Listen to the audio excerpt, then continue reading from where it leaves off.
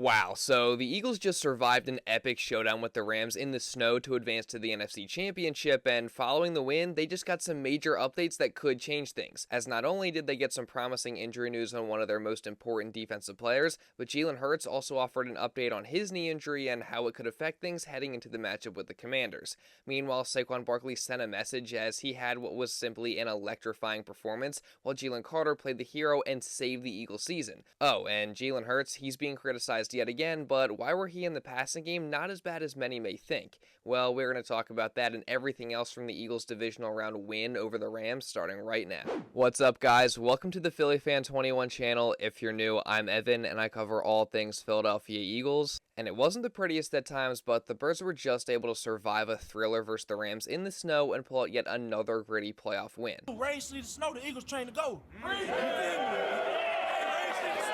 And now, the Eagles will get to host their second NFC Championship game in the last 3 seasons, this time versus their division rival Washington Commanders, in what is sure to just be an epic matchup, as of course, a trip to Super Bowl 59 is on the line. But this divisional round matchup with the Rams was just an epic saga of its own, as not only did the incredibly heavy snow make this game feel like an absolute movie, but we were just treated to what was really just a back-and-forth slugfest between these two NFC heavyweights, and it was really a few crucial plays and gutsy performances in all phases of the game that made all the difference for the Birds. And of course, that starts with Saquon Barkley's heroic effort, as for the second time against the Rams this season, he had what was just a historic performance, as his 205 rushing yards on the night are not only the most in franchise history for a playoff game, but that number is also good for the 5th most rushing yards in a playoff game in NFL history. Plus, he also made some more history with the 2 insanely long touchdown runs that he broke in this one, including this one in the 4th quarter that nearly knocked the Rams out.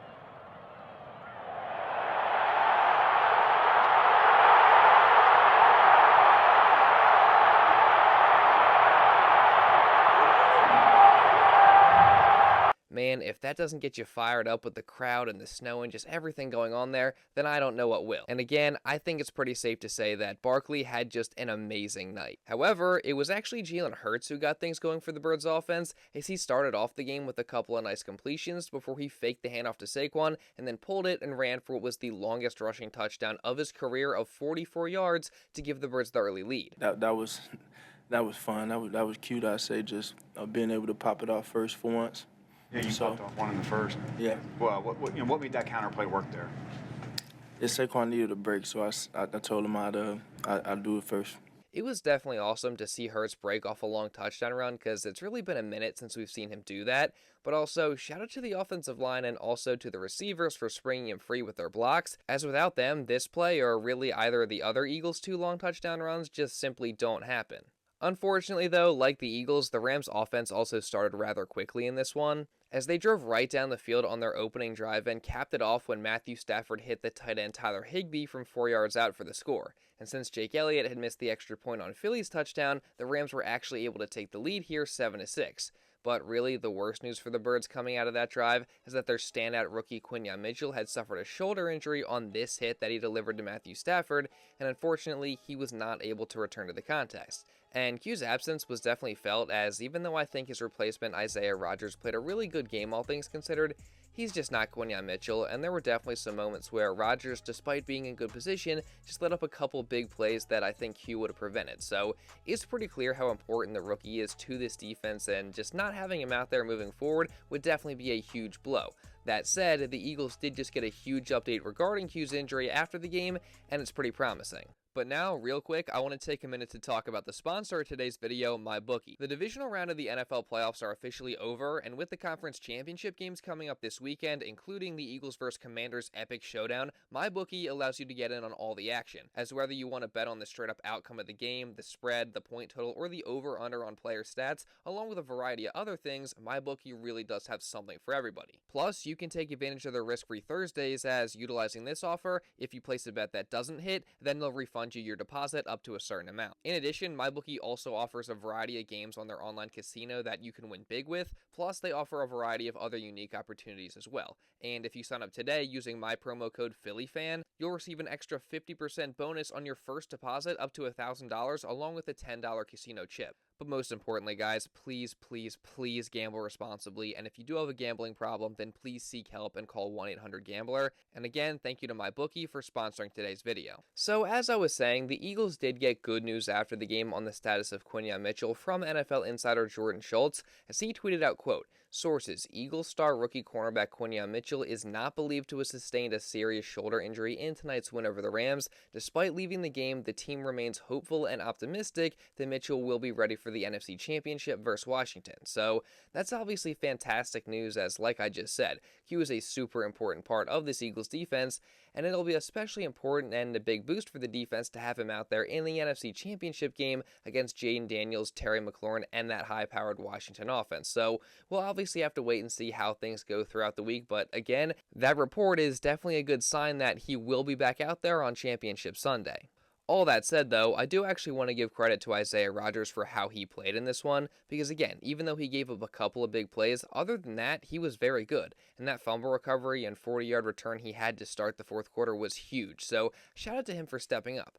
But he wasn't the only backup who was able to do that in this game, as it was Oren Burks, not Jeremiah Trotter Jr., who filled in for Nakobe Dean, and he stepped up and made some crucial plays. And then on top of that, you also had guys like the rookie Jelix Hun and the second-year defensive tackle Moro Ojomo both getting big sacks, so just shout out to all these guys for stepping up. And I think this is really a testament to not only the depth that the Eagles have, but also to GM Howie Roseman and the job that he's done to bring these guys in. Speaking of which, it was awesome to see the GM here on the sidelines after the game celebrating the huge win with some of the players, including none other than Saquon Barkley, who had just as big a hand in the Birds' victory as anybody else.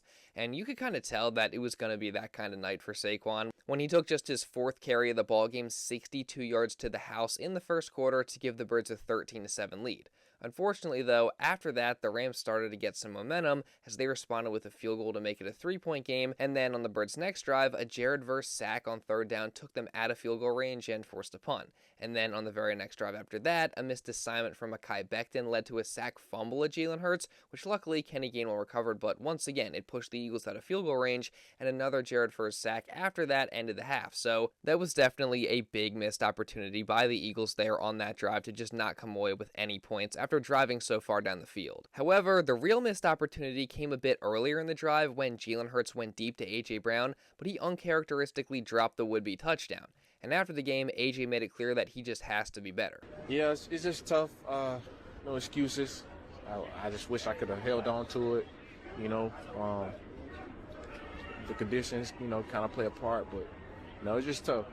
It's tough, and I try to do my best just to hold on to it. So this drop touchdown was just one of really many mistakes that the Eagles offense made in this game that ended up costing them. As in addition to that, AJ also dropped another pass earlier in the game, then later a big gain by Dallas Goedert that put them in position to score a touchdown was wiped away by an illegal man downfield penalty, and also a Lane Johnson false start backed the Eagles up off the goal line and forced them to take a field goal instead of scoring a touchdown. So when you look at all that, that's potentially 3 touchdowns for the Eagles just wiped off the board by self-inflicted mistakes. So on one hand, the Birds are super lucky that those mistakes didn't end up costing them the win, but then on the other hand, it shows you that a lot of what went wrong offensively in this game is very, very fixable, and they should be able to get it right moving forward. Plus, when it comes to the passing game, you also have to take into account the fact that the conditions surely played a major role. You got to give this a pass. You got to give this game a pass.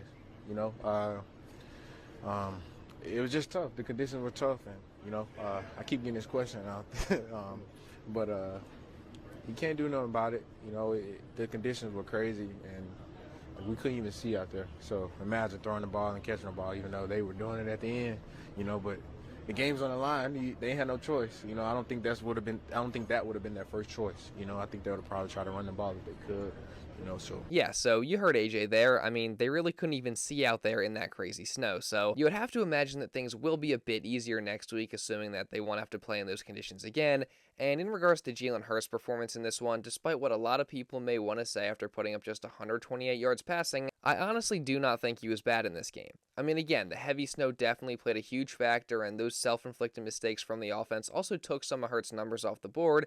I mean, just imagine if AJ had caught that touchdown, for example. That definitely changes things a bit. Plus, when you look at Hurts' numbers next to some of the other winning QBs from this weekend, namely Josh Allen and Patrick Mahomes, they look very, very similar, yet people will still only criticize Jalen. So at the end of the day, I mean, did Hurts play his best game? No, he didn't, and that safety that he took was definitely not great, but at the end of the day, he won the game, and given the circumstances, I honestly think he played all right. Plus, you also have to remember that Hurts played through injury to end the third quarter and through the fourth quarter, as in the tie ball game, Jalen was taken down awkwardly on this sack from Jalen McCullough and suffered a knee injury that seemed to cause him a great deal of pain.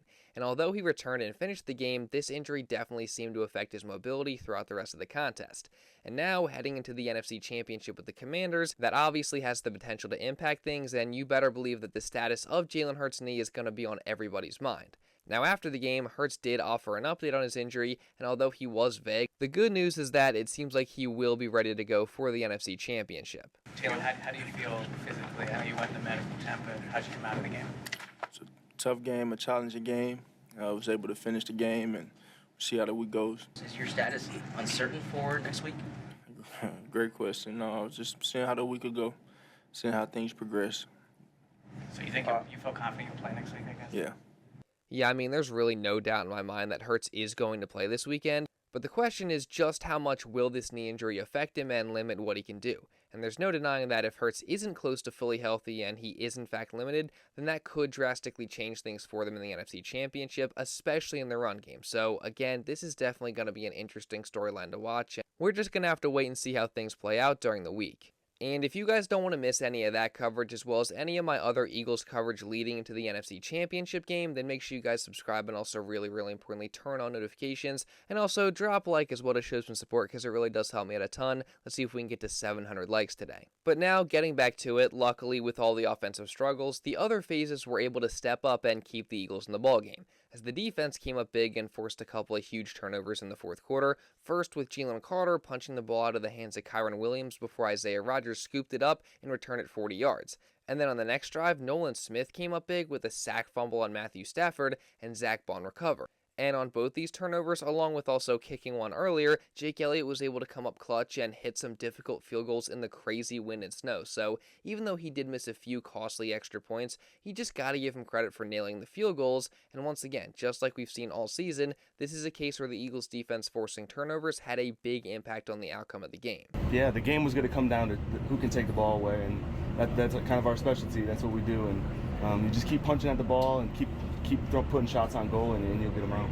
Safe to say, those turnovers did play a huge part in getting the win, as they helped the Birds take a 7-point lead in the fourth quarter. And then Saquon Barkley threw what I and many Eagles fans probably thought was the knockout punch, as with 4:47 to go in the ballgame, Barkley took a handoff left and broke loose once again, taking it a franchise record 78 yards to the house while smacking his helmet and screaming. So, safe to say, he was fired up, I was fired up, and I'm sure Eagles fans everywhere were fired up watching that play. Unfortunately, though, the Rams were not done yet, so with the Eagles defense playing a bit softer, they drove the length of the field and scored a touchdown in under 2 minutes, and with another missed extra point from Jake Elliott on the Barkley touchdown, it was just a 6-point game, and then a 3-and-out from the Eagles offense put LA in position to drive down the field and win the game. And look, I'm not going to lie, it seemed like they were going to, as a 37-yard deep shot to Puka Nacua, who went up over Darius Slay, put the Rams in prime scoring position, but luckily Jalen Carter came up clutch, as on a 3rd and 2, the star defensive tackle played the hero and sacked Matthew Stafford, pushing LA's offense back into a 4th and long for the game.